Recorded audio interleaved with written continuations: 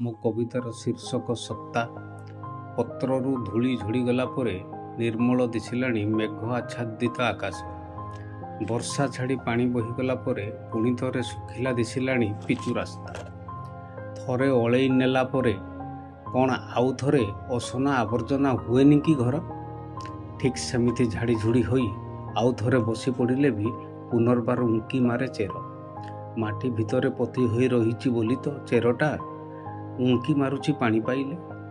ମହାଦ୍ରୁମ ହେବାର ପ୍ରତିଶ୍ରୁତି ଦେଇ ଆସିଥିଲ, ଶାଖା ଭଳି ଭାଙ୍ଗି ଦେଇଗଲ ସ୍ୱପ୍ନର ମହାଦ୍ରୁମକୁ ଥୁଣ୍ଟା କରି ଚାଲିଗଲ ଅନ୍ୟ ଅଗଣାର ବାଡ଼ ହେବା ପାଇଁ।